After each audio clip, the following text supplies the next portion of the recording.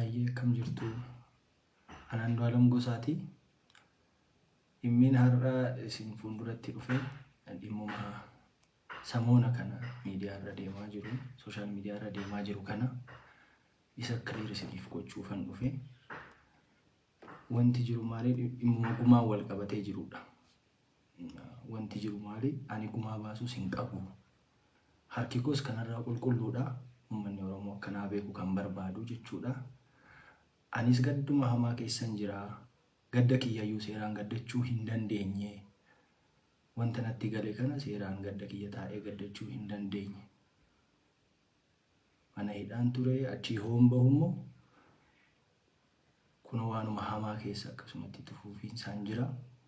Wanti nani isiitti balleesse yookaan isii miidhee hin qabu. Wanti gumaa baasus hin jiru. Garuu jaarsoliin abbootiin gadaa Oromoo dhugaa jirtu akka ilaaltee naafuutu, dhugaa jirtu akka ilaaltee nuu mirkaneessitu, maatii wajjin hariiroon kiyyatti fuufuu qaba waan ta'eef abbootii gadaa Oromoo ergeen jira. Jaarsolii biyyaa ergeen jira. Kan inaan ergee fi akka isaan anaaf yookaan nama kanan biraatiif dubbatan otoo hin taane anis dhugaan qabaa, haadha manaa kiyyaan dhabee dhugaa jirtu naa laalaa, dhugaa jirtu nuu ilaalaa jedhee tanan jaarsolii Oromoo, abbaa gadaa Oromoo erge. So jaarsii waan ilaale dhugaa jirtu fuudha malee kan fedhii nama dhuunfaa hin haasa'u jechuudha. Fedhii nama dhuunfaa yookaan immoo waan ani barbaadu naan haasa'u jaarsi. Dhugaa jirtu ilaalee fuudha. Dhugaa jirtu sana immoo akka jaarsi ilaalee nu murteessu jaarsoliin waaqaa gaditti dhugaa baasuu irratti aangoos qabu. Rabbis kan jaallatu, dhugaan immoo ilmoo waaqaati. Ani kanumaafan jaarsa erge. Gaanaaf qannooni hariiroo jaalalaa baay'ee gaarii qabna turre. Garuu dipireeshinii ni qabdi turte qannoon. Dipireeshiniin isiin qabdu tarii mana keessa oolurraa maddaa'ee jedhee waan yaadee fi hojii CRBTs, hojii entertainmentis banee tanan itti kenni akka waliin hojjennuuf jechuudha. Ergasii ni dhaabbata jedhee yaadeen ture. Garuu itti fuufiinsaan irra deddeebii yaalee of ajjechaa kagootu kan itti fuufiinsaan erga waan sana godhee itti kennee booddeellee itti fuuftee jechuudha. Erga itti fuuftee booddee wanti kun humna kootii olii jedhee waan yaadee fi akka rakkinni tokko mudateen abbaatti bilbilsiisee jechuudha. Abbaatti bilbilsiiseeti kanatu na mudate kanarra rakkadhee ani jiraachuu dadhabee jettee abbaatti haasoftee jechuudha. Achaan irraa fuudhee abbaa akka cinqamtanii fi mitii garuu guyyaa gara guyyaatti uqqachaarti wanni kun furamuu qabaa yaada jedhu kaasee lammaallee waamee dubbiseen jira. Waan kana irraa furaa please lammaa jedhee tanan akka maatiitti ol gaati waan kana irraa furaa jedhee lammaatti illee haasa'een jira. Ergasii deebii namni kennees waan sana irratti illee namni haasa'ees wal argees hin jiru. Waa'ee mashii illee namni natti kaasillee hin jiru. Liiban immoo argee jira. Al tokko kophaa oolchee obboleessi jechuudha. Obboleessi kannoo al tokko immoo ana wajjin oolchine. Kan nama oolchu waaqa. Garuu immoo otoo waa argitu hin callistu. So yaalii of ajjeesuu yeroo adda addaa hinuma gooti.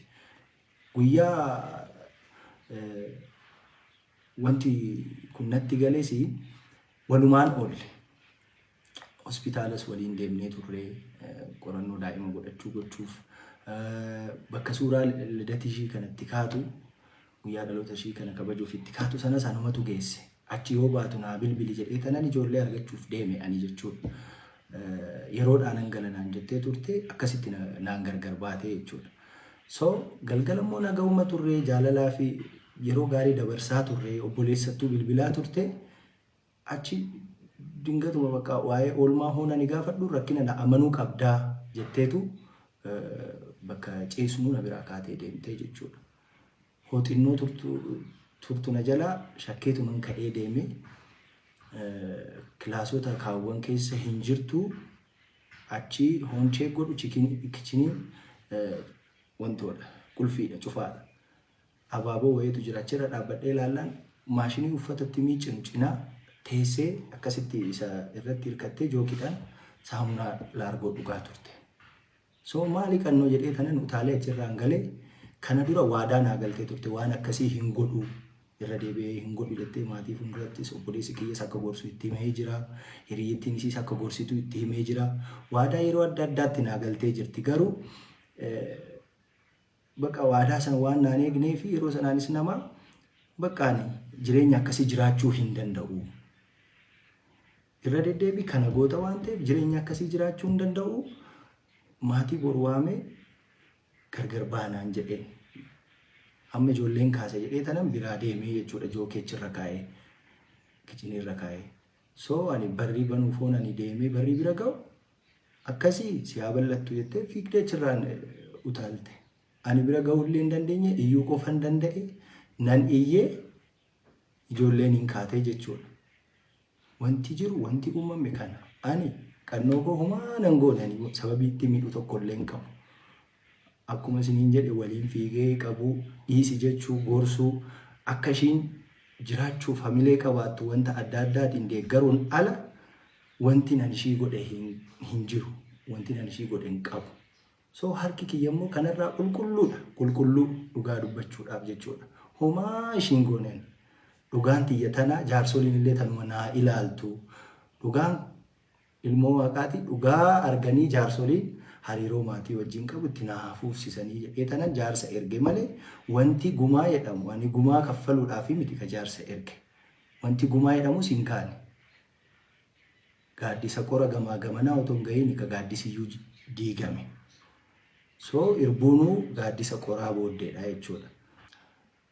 Dabalataan illee guyyaa isheen boqottee kaasee hanga poolisiin to'annaa jala na oolchee qorannoota ragaa namaatis, ragaa barreeffamootaatis, ragaa mana yaalaatis, ragaa hedduu sassaabee ilaalee poolisiin illee diyaarii argatee ture. Diyaariin sun immoo every page waan hedduu haasa'aa ergasiin ilaalee maatiidhaaf illee anaaf illee hundumaaf illee dhaamsatu jira achirra diyaarii sanirra. Dhumarratti wanti nan jechuu barbaadu hoo dandeessanii dhugaa sirriitti gadi fageenyaan ilaalaati irra gahaati dhugaa beekaa. Hoo dadhabdan immoo jettee yookaan immoo seetee haasoftanii please hariiroo bormaatii wajjin nagaa ta'uu danda'u. Hin jeeqinaa hin diiginaa hin jedha. Isinis nagaan haa boqattu. Ekeraasiis ciisan dhoowwinaan jedha jechuu kooti. Kanaafin immoo anis gara fuulduraa tasgabbaa'ee gadda kana keessaa ba'ee gaafii na gaafattan kamiifuu deebii kennuudhaaf qophiidha.